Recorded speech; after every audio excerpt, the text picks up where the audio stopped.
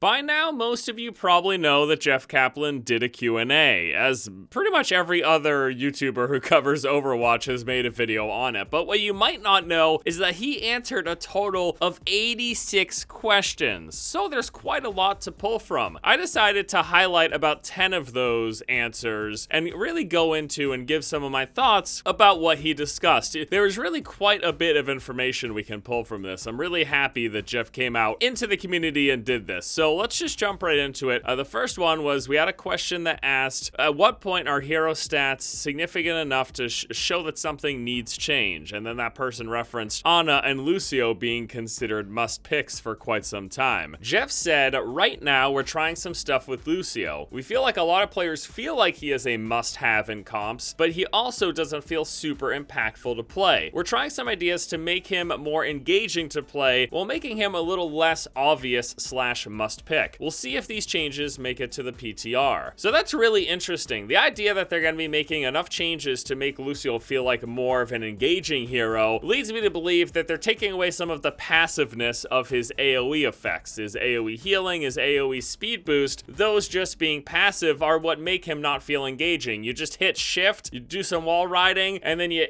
shoot people with your sound blaster, and that's basically how you play Lucio. I know there's more nuance to that, but they're making enough of a change to make him feel more engaging. I really believe that means they're going to be altering how his passiveness of his playstyle works. Next question we have is, where do you see Overwatch in a few years? I'm guessing releasing too many heroes would be overwhelming for new players, even though people always want more. Jeff's response was, I've always thought of Overwatch in terms of crawl, walk, run, a development philosophy that our CEO Mike Morheim preached to all of us. I see Overwatch as being in the crawl state right now. We have so much more we want to do, beyond just the game you're playing right now. We really want to create a Blizzard universe that is worthy of standing alongside Warcraft, StarCraft, and Diablo. The more we get into the development of this incarnation of Overwatch, the more I think that having too many heroes too quickly will actually hurt the game. I want to make sure that every hero in the game gets love and attention it deserves, from balance to story to skins and art. Our business model does not demand constant hero releases. I want us to avoid homogenizing our undoing heroes by releasing constant new ones. I think we need to find a pace where we can add new heroes to keep the game fresh, both in terms of gameplay as well as story, but also not hurt the existing world we're trying to build here. So a lot coming from this statement, namely that Jeff feels like there's still a long way to go with Overwatch, there's still plenty they're considering doing, they're in the crawl state of crawl, walk, and run, but also that he's going to be very aware of the upcoming heroes and how they might step on the toes of other heroes. We've talked about, and the community has discussed, that we need more heroes filling similar roles, but that might not be exactly what Jeff likes, or at least they want to make sure that they're not too exact in their similar role type. So it's going to be really interesting. Now, the pace that they have so far isn't breakneck. We've had 3 new heroes since the game was released: Sombra, Ana, and then now the newest hero coming up very soon. If we're looking at 4 heroes a year, in 5 years that would be 20 total heroes, bringing us up to over 40. I don't know, that actually doesn't sound too bad. I think that if they stuck to 3 heroes a year, that'd be an okay pace. Even 2 heroes a year, to be honest. Then also, Jeff once again stating this incarnation of Overwatch. You know, I got a ton of shit for my last video talking about another Overwatch in the future, a spin-off, a sequel, whatever it may be. But it's clear, they've stated it numerous times, and Jeff just stating it today, this incarnation of Overwatch, they are clearly in the forefront of their mind enough to be talking about it openly, considering another incarnation of Overwatch. So that's all I want to say about that. And next question, I'm wondering if the team has any plans to put in more rewards for competitive points other than golden weapons. Jeff said, we've been discussing it, we have some cool ideas, I'm torn though. Part of me thinks it is a big mistake putting more rewards into competitive play. I really think the people playing in the system should be there because they care about competitive competition. I am nervous about attracting people to the system with too many rewards. Now, what's funny about this is Jeff has talked about this before in the past when they first introduced golden weapons as rewards for end of season stuff to spend competitive points on. And he said this very thing, the idea that people going into competitive, he wants them there because they like to play competitive. He doesn't want people there because they just want to get whatever the cool rewards are. Golden guns are a pretty cool reward, but if they add too many incentives, you get a lot of people who don't actually care about competition. They don't actually care about working with the team or trying to be successful or trying to win. They're just there because they want the prize. And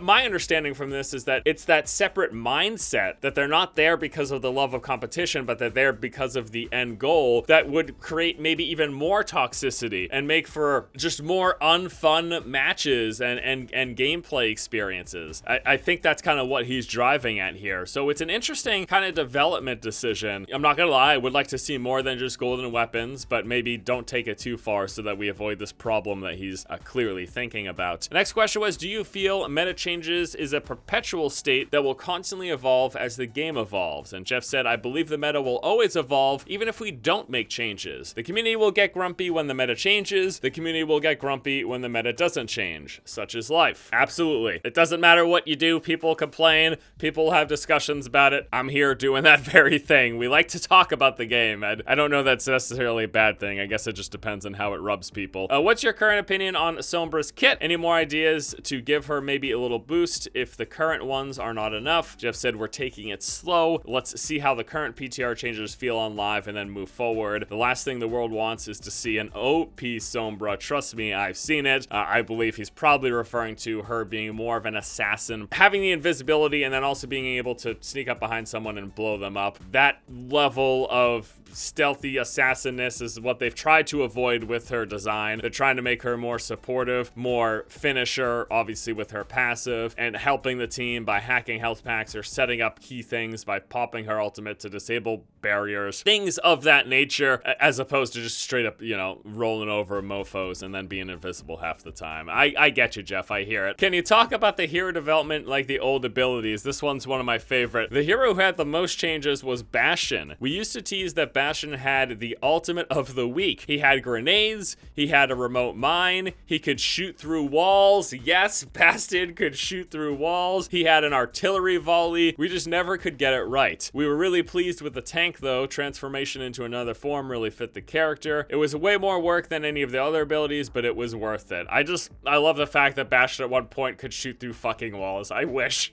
So jealous.